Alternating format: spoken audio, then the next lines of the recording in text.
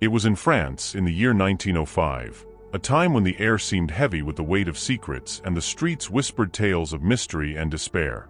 That was when this eerie and enigmatic story began to unfold.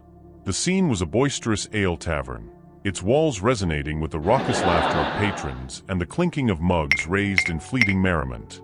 Amid the cacophony, I sat alone in a darkened corner, a shadow among the revelers. Grief had overtaken me, its weight pressing down relentlessly, clouding my thoughts and warping my perceptions. I struggled to process the vile rumors that had reached my ears, whispers that my wife, a woman of poise and virtue, or so I had believed, had stooped to the ignominy of an affair.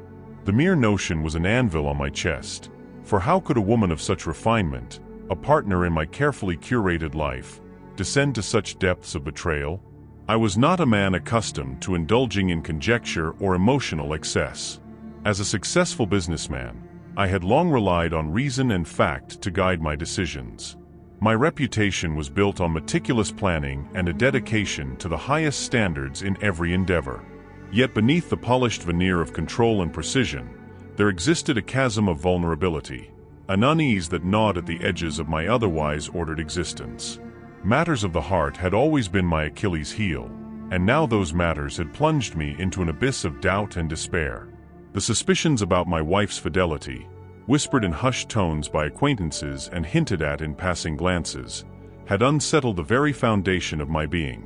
In my desperation, I found myself contemplating actions I would have once deemed irrational, seeking answers in places far removed from my world of logic and reason.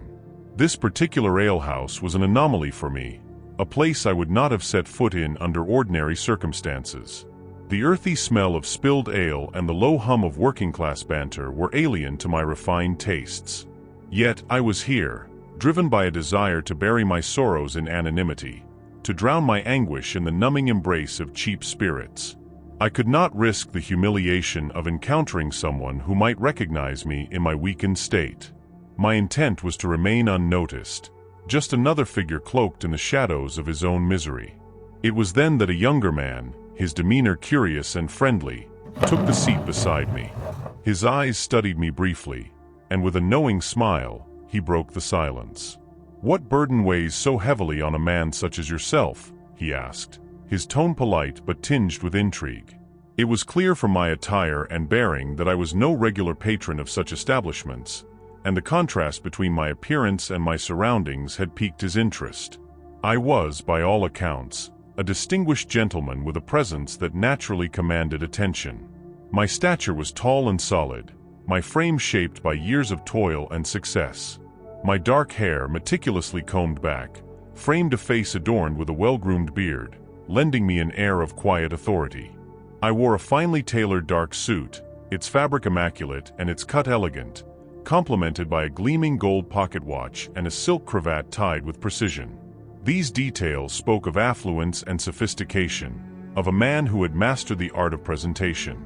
Yet none of this grandeur could conceal the truth written in my sharp gray eyes, which now betrayed the turmoil within.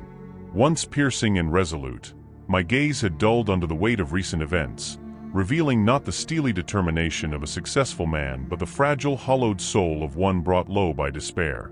The younger man's question, though simple, pierced the silence that had wrapped itself around me. There was something disarming in his manner, a sincerity that made it easy to speak. Perhaps it was the effects of the ale dulling my usual reservations, or perhaps it was the need to unburden myself after days of silent suffering. Whatever the reason, I found myself recounting the story of my life, of humble beginnings and ambitious dreams, of tireless work that had propelled me from modest obscurity to a position of respect and influence in the business world. I told him how I had been named Antoine after my uncle, a man of some renown in our family, and how that name had inspired me to carve out a legacy of my own. My rise to success had afforded me a lifestyle of comfort and prestige, but it had also brought unforeseen complications, particularly in my personal life. The conversation stretched over hours, the words flowing as the tavern buzzed around us. I explained the joys and challenges of my marriage, a union that had once been my greatest source of happiness but had lately become strained under the weight of rumors and doubts. I spoke of my reluctance to believe the whispers, my unwillingness to accept what I had begun to suspect. The younger man listened intently, his eyes thoughtful, his occasional nods encouraging me to continue. When I had finished, he leaned closer, his voice low but firm. "If it's answers you seek," he said, "there's a woman who might help you. She has a gift for seeing what others cannot. A gypsy, skilled in the arts of divination. She might provide the clarity you're searching for." His words left me unsettled. I had never entertained such notions before, my worldview firmly rooted in the tangible and the logical. The idea of consulting a gypsy, a woman of mysticism and folklore, seemed preposterous, yet I couldn't entirely dismiss the possibility. There was a strange conviction in his tone, a certainty that stirred something within me. Hesitant but curious, I pressed him for details, asking where I might find this enigmatic figure. The young man's expression grew thoughtful as he described the gypsy's whereabouts, mentioning that her people's caravans often gathered by the river at this time of year. As the night wore on, my thoughts grew increasingly restless, and I found myself considering the unthinkable, seeking out this gypsy, this supposed seer of truths, in the hope that she might unravel the mysteries that plagued me. The youth, his curiosity piqued by my attire, remarked that I must surely have a lucrative profession to afford such fine clothing. There was something disarming about his candor, a genuine interest in his tone that invited trust. Though we were strangers, I found myself at ease in his company, perhaps aided by the warming effects of the ale. Feeling an uncharacteristic openness, I began to share my story with him. I spoke of my humble beginnings, recounting how I had been born into a modest family and named Antoine after a respected uncle, a man whose name carried a quiet legacy within our kin. That name, Antoine, had always been a reminder of the aspirations I held close to my heart. I explained how my journey from those modest roots had been one of relentless effort and determination. Over the years, I had painstakingly worked my way up the ladder of commerce, navigating challenges and seizing opportunities until I had established myself as a successful business owner here in France. My hard-earned prosperity had afforded me a lifestyle of refinement and comfort, but it had also brought complexities into my personal life that I had not anticipated. I admitted that my marriage, once a cornerstone of my happiness, had become fraught with tension. What had once been a source of great joy had devolved into a wellspring of doubts and unease. The strain had not come from nowhere. Rumors had begun to circulate, whispered words that suggested betrayal, and those whispers had taken root in my mind despite my reluctance to believe them. I confessed my dilemma to the youth, that I was torn between the love and trust one had once held for my wife and the troubling evidence that now cast a shadow over our union. He listened intently, nodding in understanding, and when I had finished, he offered an unexpected suggestion. He told me of gypsy women, mystics, he said, who possessed a unique knowledge of the arcane arts of divination. These women, he claimed, could peer beyond the veil of the ordinary and illuminate truths hidden from the rest of us. Such a woman, he suggested, might be able to shed light on my predicament. At the very least, she could confirm whether the gossip and insinuations plaguing me held any truth. I was skeptical, of course. The notion of consulting a gypsy seer seemed preposterous, the kind of thing one might find in a storybook rather than in the ordered reality I had always inhabited. My life had been governed by logic and reason. I had never entertained thoughts of the mystical or the supernatural.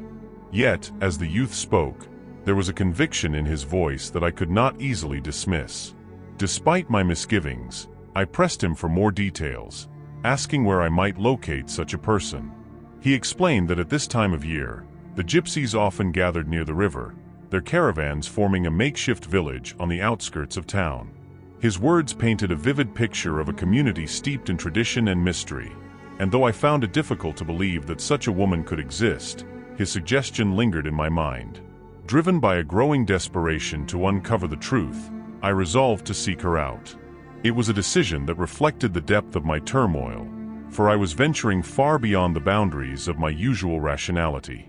Before I left, the youth offered practical advice. I should remove my silk cravat and gold watch, symbols of my affluence that might attract unwanted attention among the gypsies. I heeded his words, tucking away these items to adopt a more unassuming appearance. As our conversation drew to a close, I felt a curious mix of gratitude and apprehension toward the young man. He had listened without judgment and offered a course of action, albeit one that led me into unfamiliar and unsettling territory. Before parting, I extended an offer to him, an invitation to seek me out at my business should he ever find himself in need of employment or assistance. It was the least I could do for someone who had provided a glimmer of direction in my hour of need. Thus, with both trepidation and resolve, I set off to find the gypsy, hoping that her mystical insights might provide the clarity and resolution I so desperately sought. Antoine arrived at the riverbank, where a collection of colorful caravans was scattered like vibrant brushstrokes against the muted greens of the surrounding countryside. The scene was alive with a bustle of activity, unlike anything Antoine had ever witnessed. Children darted about, laughing and shouting in carefree play, while adults bartered, sang, or tended to daily tasks. The air was thick with unfamiliar aromas, spiced meats cooking over open flames, mingling with the earthy scent of wood smoke. Everywhere Antoine looked, there was a riot of color and texture, richly patterned fabrics draped over the caravans, glittering trinkets hanging from makeshift stalls, and the flicker of golden light from lanterns swaying gently in the breeze. As Antoine stood there, momentarily overwhelmed by the unfamiliar sights and sounds, a young boy dashed past him, giggling mischievously. The child's clothes were patched and well-worn, but his face was lit with the irrepressible joy of youth. Antoine, his voice tinged with a mixture of urgency and curiosity, called out to the boy, asking if he knew of the woman skilled in divination. The boy stopped abruptly, his wide eyes sparkling with intrigue as he studied Antoine's distinguished appearance. "You must be looking for Esme LaRue," the boy said with a grin, his tone carrying both confidence and a hint of mischief.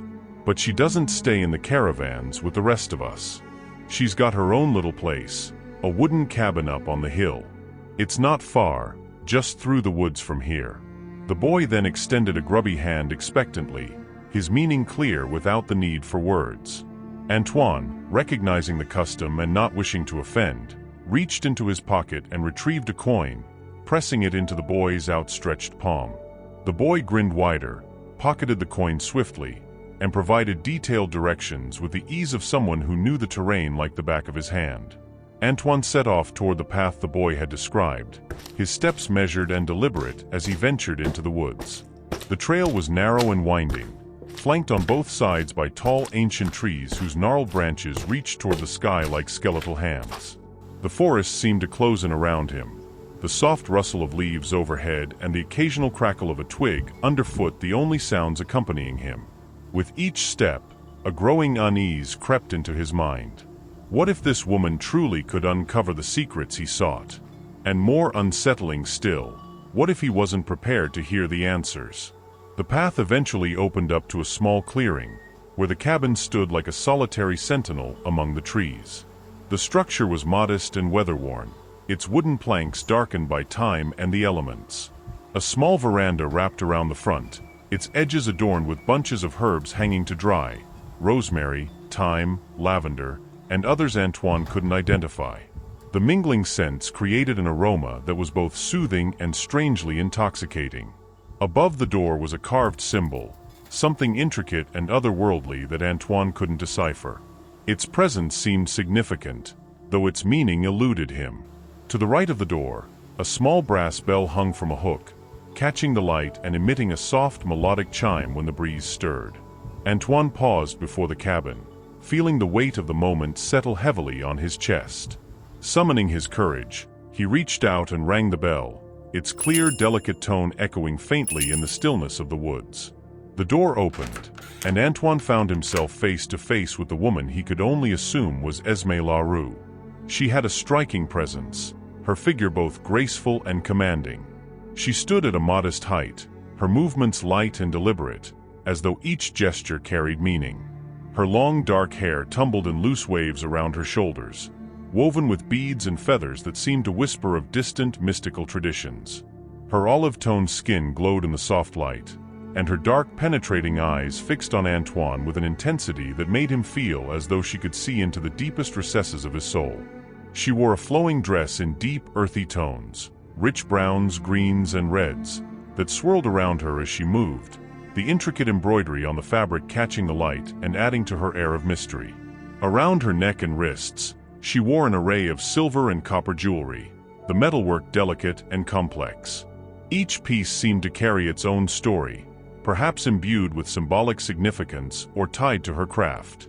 Esme said nothing as she looked at Antoine, her silence speaking volumes. She held his gaze for a moment longer before stepping aside and gesturing for him to enter. The gesture was fluid, almost ritualistic, as though inviting him into a world beyond the ordinary. Antoine hesitated briefly, his pulse quickening, before stepping over the threshold and into the unknown. Esme pulled back a deep purple velvet drape, revealing a dimly lit back room. The atmosphere within was thick with an air of intrigue, as though the space itself held secrets waiting to be uncovered. I followed her inside, my curiosity warring with apprehension. At the center of the room stood a large walnut table, polished to a dark sheen, its surface rich with age and character. On either side of the table were two ornately carved chairs, upholstered in purple velvet that matched the drape. The fabric glimmered faintly in the soft light of the room, casting an almost regal aura over the setting. Upon the table rested a deck of tarot cards, their edges worn and gilded, radiating an energy that seemed to hum faintly in the stillness. Esme bent down gracefully and picked up a crystal ball from the floor beside her, its surface smooth and glinting like captured moonlight. She placed it at the center of the table with deliberate care, its presence anchoring the room with an almost otherworldly gravity. "I will find for you the questions and the answers that you seek," she said, her voice low and melodic, each word imbued with a quiet confidence. I hesitated before replying, admitting that I had never delved into mysticism before and was, by nature, a skeptical man. Esme responded with a gentle smile, her eyes warm but inscrutable. She began to speak of her origins, sharing that she had been born into a nomadic Romani family. Her childhood had been spent traveling across the French countryside, where she had learned the ancient arts of tarot reading and herbal medicine from her elders. She spoke of her vibrant upbringing, the music, the stories, and the unshakable connection to the natural world that her community cherished. Now, she explained, she had become a well-known figure in the surrounding villages, sought after for her insights, remedies, and guidance.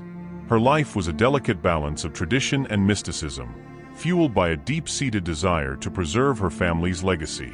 She reassured me that I was in capable hands, her tone steady and laced with a quiet authority that began to ease my initial reservations. Esme rose from her seat and moved to a small bench behind me. From a collection of jars and pouches, she carefully selected an assortment of herbs. She placed them into a ceramic bowl and set the mixture atop a block of glowing charcoal, igniting the herbs with a practiced hand. Almost immediately, fragrant smoke began to rise, curling in delicate tendrils through the air. The aroma was rich and earthy, with hints of sage and something floral I couldn't quite place. Returning to stand behind me, Esme began to sweep the smoke around my body, her movements slow and deliberate. She murmured words in a language I didn't recognize, her voice a low and rhythmic chant that seemed to resonate with the energy of the room. Though I couldn't understand the incantation, it carried an undeniable weight, as though summoning unseen forces to bear witness. After completing the ritual, she placed the smoking bowl back on the bench and returned to her seat across from me. Her dark eyes met mine, their depth unnerving and magnetic all at once. "I was wondering how a man of your stature had even begun to know of my whereabouts," she said, her tone light yet probing. I explained to her that I was not from the region but merely passing through. I recounted my encounter with the young man in the alehouse and how he had spoken of her abilities and the mysteries she might unravel. Her expression softened, a flicker of amusement dancing across her features. She asked if I wished to tell her the reason for my visit, but before I could answer, she raised a hand to stop me. "You don't need to tell me," she said, her voice a gentle command. "The cards will reveal what you need to know." Her words sent a shiver through me, though I wasn't sure if it was fear or intrigue. Despite my skepticism, there was something about her, an aura of calm and mystery that both unsettled and drew me in. Her presence was magnetic, as though she possessed an unseen force that pulled at the threads of my very being. Esme instructed me to place my hands palms up on the table. I hesitated briefly but complied, resting them on the smooth surface.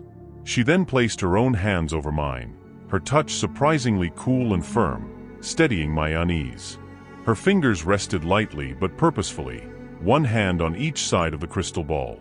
She leaned forward, her gaze fixed intently on the crystal's smooth surface, her eyes narrowing as if peering beyond the physical realm.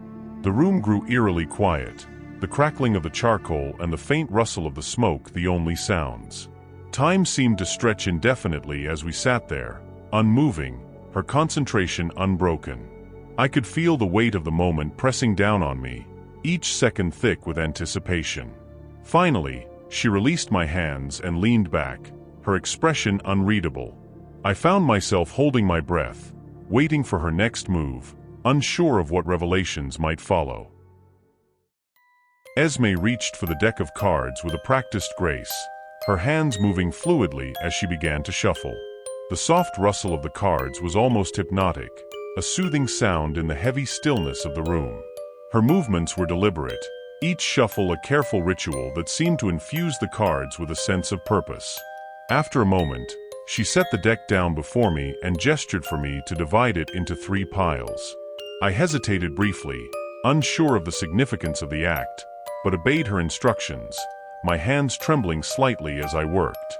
Once the cards were separated, she asked me to select one of the 3 piles. Her voice was calm, almost encouraging, but there was a gravity beneath her tone that made the moment feel weighty. I pointed to a pile, and she slid it toward herself with an air of finality.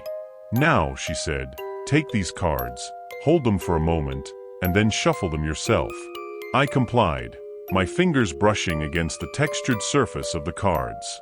They felt strangely warm, as if imbued with the energy of her touch. As I shuffled, my thoughts swirled with apprehension and curiosity. Could these cards truly reveal anything about my life? Or was this simply a charade, a clever performance designed to exploit the vulnerable? Esme took the deck back, her expression unreadable. She spread the cards out before her and began to lay them down one by one. "Each card," she said softly, "will take us on a journey. Together, they will tell your story." With each card she placed, Esme revealed insights about me that struck with unsettling accuracy. She spoke of things I had long kept hidden, truths I had buried so deeply that even I rarely confronted them. It was as though she was peeling back the layers of my soul, exposing facets of myself I hadn't realized were visible. Her voice was steady and low, drawing me in like a spell I couldn't escape. As the 10th card left her hand and landed on the table, her demeanor changed. Her gaze lingered on the card, her lips pressing into a thin line. A shadow crossed her face, and for the first time, she hesitated.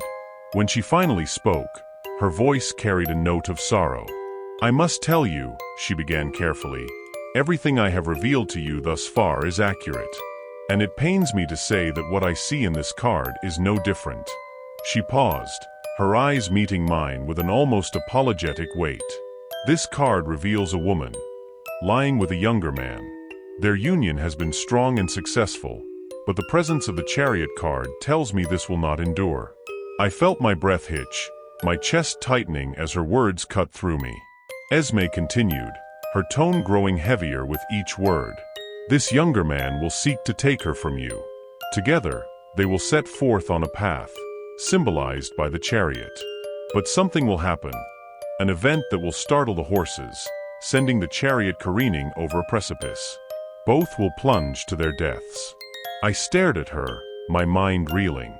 The weight of her prediction settled over me like a suffocating shroud. I had come here seeking clarity, perhaps even reassurance, but her words had shattered any semblance of hope. My heart warred with itself. On one hand, I didn't want the gossip to be true. On the other, I couldn't bear the thought of losing the woman I had loved so deeply and for so long. Desperate, I leaned forward, my voice trembling as I asked her, "Is there no way to change this? No way to alter what the cards have shown? Can't you do another reading, one that offers a better outcome?" Esme shook her head, her expression resolute. "The cards speak only of what is," she said gently but firmly. They reveal what must come to pass. It is not my place to alter the telling, nor is it within my power to change fate. I can only interpret what the cards show. The rest is beyond me. Her words hit me like a blow, and I sank back into my chair, feeling utterly defeated. I had hoped for guidance, a way to navigate the turmoil that had consumed my life. But instead, I was left with a grim prophecy and the chilling realization that some things might be beyond my control. After a moment of silence, Esme spoke again, her tone softening. "Now," she said, "I must ask you for a token for my time." I reached into my pocket with trembling hands, withdrawing a few coins. As I placed them on the table, I couldn't shake the lingering sense of dread. The image of the chariot, the precipice, and the terrible fall stayed with me, etched into my mind like an inescapable shadow. I returned home to the comforting scent of freshly baked bread wafting through the air, mingling with the faint, sweet aroma of lavender Isabel often used in her kitchen. The soft hum of her voice drifted toward me, the tune light and cheerful, though it carried a tinge of melancholy that seemed to reflect her essence. I found her in the kitchen, her hands dusted with flour as she kneaded dough on the wooden counter. Isabel was a picture of grace, her movements precise and fluid, as though each action was part of a carefully orchestrated ballet. She was a beautiful woman, possessing an elegance that turned heads, yet there was an undeniable sadness in her hazel eyes, a depth that hinted at longing or unspoken regret. Her porcelain skin seemed almost luminous in the glow of the evening light filtering through the lace curtains. Chestnut brown hair, rich and soft, was swept up into an intricate style that framed her delicate features. She wore a dress of muted green, modest and fashionable for the time, its high neckline and cinched waist accentuating her slim figure. Though her attire was well kept and appropriate for a woman of her station, it lacked the vibrancy and flair that she had often expressed a desire for, an absence that spoke volumes about the sacrifices she had made over the years. In another life, this scene would have been idyllic, a loving wife, a warm home, and the comforting aroma of bread fresh from the oven. But now, with the revelations from Esme weighing heavily on my mind, the moment felt surreal. It was as though I were an actor in a play, living a life that didn't belong to me. This domestic harmony felt like a dream, a fragile, fleeting dream meant for someone else entirely. Isabel glanced up from her work and smiled warmly, though her perceptive gaze lingered on me, as if she sensed the turmoil within. "Will you join me for supper?" she asked, her voice gentle and inviting. I nodded, forcing a smile, and we sat together at the small dining table. She had prepared a simple but comforting meal, and as we ate, we engaged in light conversation, words that felt empty, as though spoken out of obligation rather than true engagement. My mind wandered, drifting back to the unsettling images conjured by Esme's cards. The vision of the chariot, the precipice, and the impending tragedy played on a loop in my thoughts, casting a shadow over the mundane pleasantries of our supper. Isabel noticed my distraction, her hazel eyes narrowed with concern. "Is something troubling you?" she asked softly, her voice tinged with worry. "You seem distant. What are you thinking about?" I hesitated, the weight of her question pressing down on me. I couldn't tell her the truth. Not now, not ever. Instead, I mustered the first plausible excuse that came to mind. "I visited an old friend earlier," I said, my voice deliberately casual. "I suppose I'm just tired. It's been a long day, that's all. I think I'll retire early tonight." She studied me for a moment, her gaze searching, as if she could see the unspoken words hovering in the air between us. Though she nodded and let the matter drop, I knew she wasn't convinced. Isabel had always been intuitive, and I felt certain she could sense that something was amiss. The following days passed uneventfully, with little to distinguish one from the next. Isabel continued her routines with her usual grace, while I struggled to reconcile my thoughts. As weeks turned into months, the vividness of Esme's prophecy began to fade, replaced by the dull rhythm of daily life. I found myself doubting the accuracy of her reading, convincing myself that it had been nothing more than a clever trick. Surely, such a fantastical fate couldn't be real. The unease that had gripped me began to loosen its hold, and I allowed myself to relax, lulled into a fragile sense of normalcy. Perhaps, I thought, Esme's words were merely the imaginings of a skilled storyteller. After all, wasn't it easier to believe in trickery than to face the possibility that my life was unraveling before me? Isabel ascended the grand wooden staircase with a slow, measured pace, her hand trailing along the polished banister. The weight of her thoughts pressed heavily upon her, making each step feel laborious. As she neared the bedroom door, a familiar sense of dread settled in her chest, the unsettling realization that she would have to lie beside her husband once more. It was a role she had played for years now, a wife in a marriage that, to the outside world, seemed impeccable. Her husband came from a family of considerable repute and social standing, and together, they presented a picture of stability and respectability. But beneath the surface of their carefully curated life, Isabel's heart ached with a profound sense of emptiness. Married in her early 20s, Isabel had entered the union with the hopes and dreams that often accompany youth. Yet, as the years passed, the vibrant vision she had once held for her life dulled under the weight of monotony and unfulfilled desires. Her husband, while respectable and dutiful, had never truly understood her. Their marriage, though solid on the surface, lacked the emotional depth and connection she craved, leaving her yearning for something more. Isabel felt as though she were trapped within the gilded cage of her life, bound by routines that offer her little joy or personal satisfaction. It was during one of her rare excursions to the village, a moment stolen for herself amid the demands of her role as wife, that she met him. A charming artist, with an easy smile and an air of creative passion that set her heart alight, he had offered her something she hadn't felt in years: excitement, validation, and the intoxicating thrill of being seen. Their connection was immediate and undeniable, and before she fully realized it, she had been swept into an affair that filled the emotional void her marriage had left behind. For the first time in years, Isabel felt alive, though the affair also introduced a web of complexities and risks that weighed heavily on her mind. Now, as she entered the dimly lit bedroom, she was overcome with a fresh wave of anxiety. She could feel the weight of her husband's presence even before she glanced at the empty side of the bed, his absence only momentary as he finished his nightly routine elsewhere in the house. Did he know? Could he sense the shifting tides in their carefully constructed lives? Her heart raced as her thoughts spiraled. There was no denying the truth she carried within her, the undeniable evidence of her transgression growing in her belly. Her lover's seed, a symbol of the life she longed to live, was also the harbinger of her undoing. Isabel knew she had little time before her secret would become impossible to hide, and with it, the delicate balance of her world would shatter. She had made up her mind. She would leave. Plans had been made in hushed whispers and exchanged glances. She and her lover would escape, leaving behind the life that had become a gilded prison.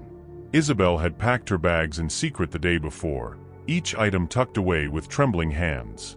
She had also taken care to squirrel away a modest fortune from her husband's savings, enough to establish a new life far from the prying eyes of society and the judgment she knew would come. As she slipped into bed that night, Isabel lay restless, the heavy comforter doing little to shield her from the chill of her unease. Her eyes fixed on the window, its glass reflecting the faint light of the moon. She lay still, listening to the ticking of the clock on the mantel, each second dragging her closer to the moment of no return. The signal light from her lover, the beacon of her escape, could appear at any moment. And yet, as she waited, a part of her couldn't help but wonder if she was truly ready for the leap. Would freedom taste as sweet as she imagined? Or was she merely trading one cage for another?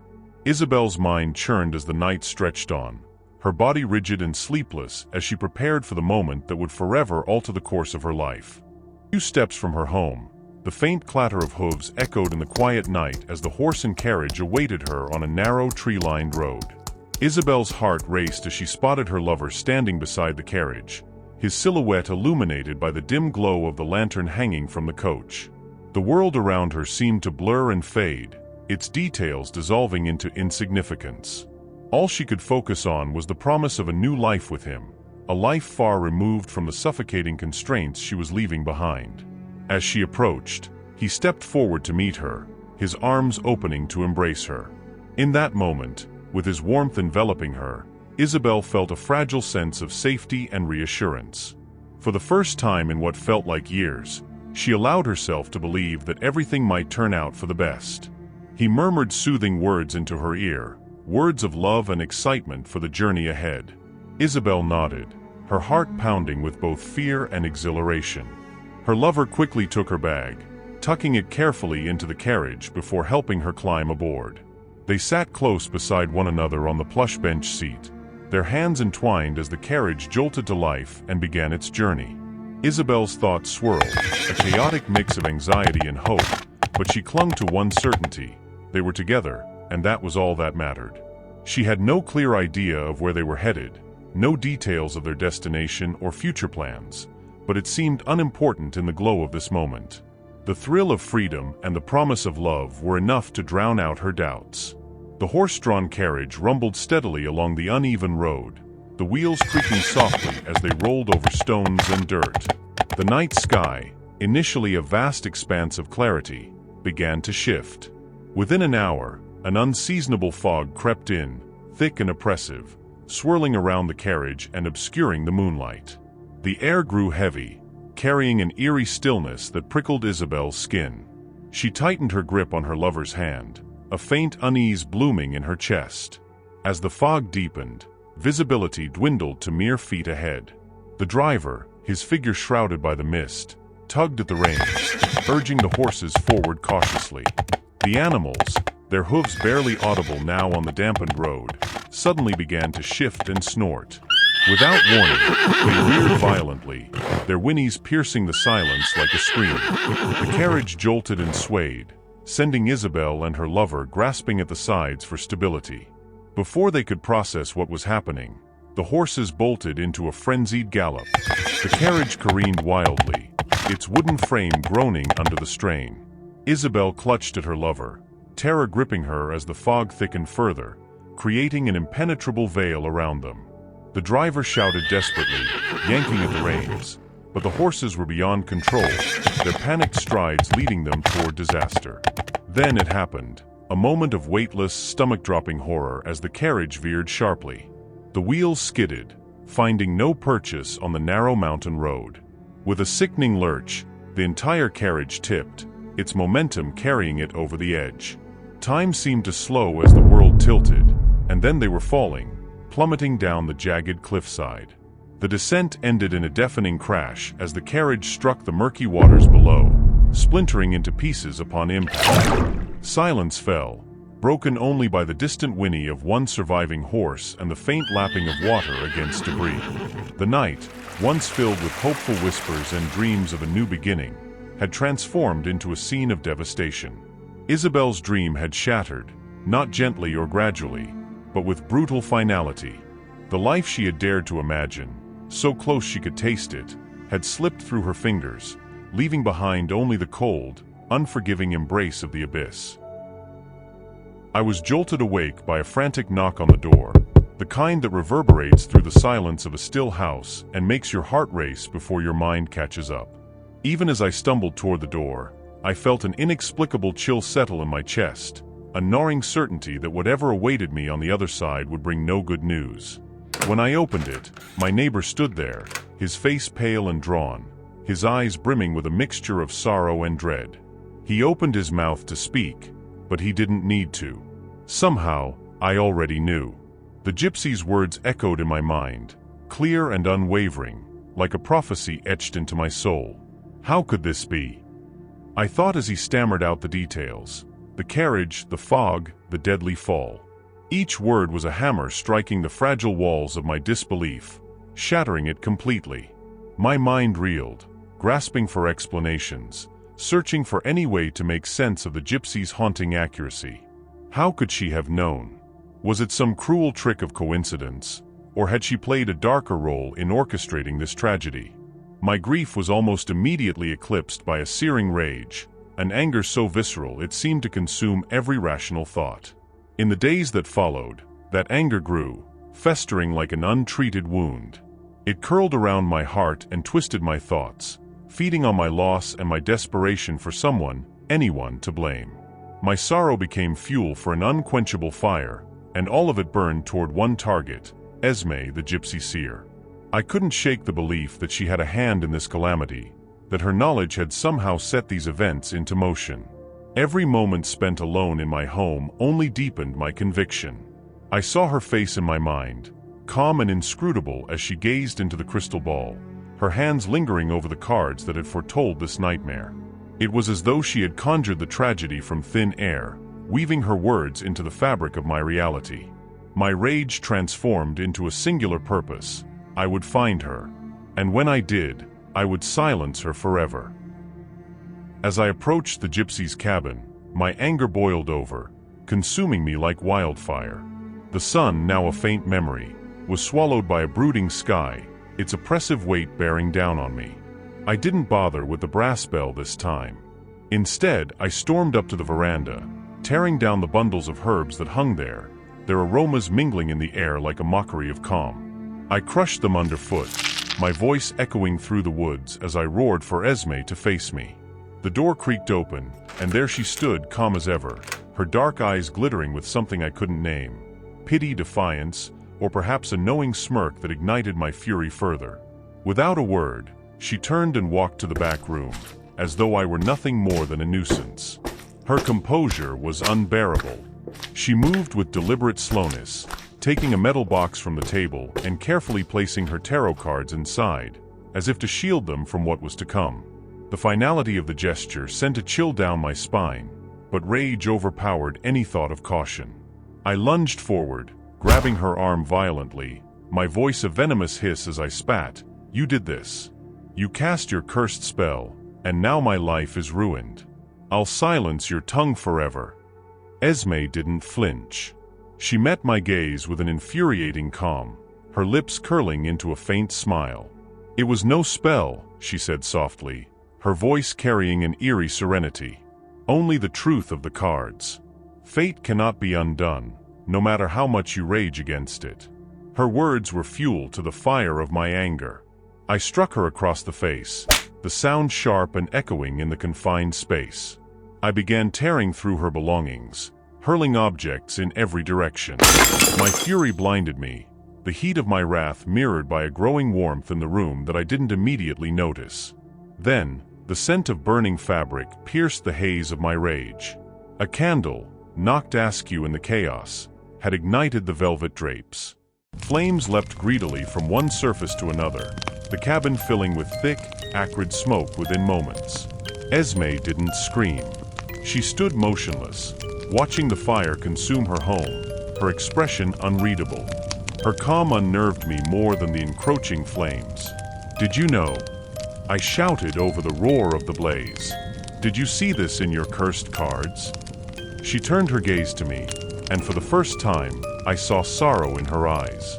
"Fate," she whispered, her voice barely audible over the crackling inferno. "It binds us all, even me." The heat became unbearable, the smoke choking the air from my lungs. Panic clawed at me as I realized there was no escape. The fire raged, its hunger insatiable. The last thing I saw was Esme, standing serenely amid the flames, as though she had already accepted her fate. When the gypsies arrived to extinguish the fire, they found only smoldering remains, blackened wood, and two unrecognizable bodies reduced to ash.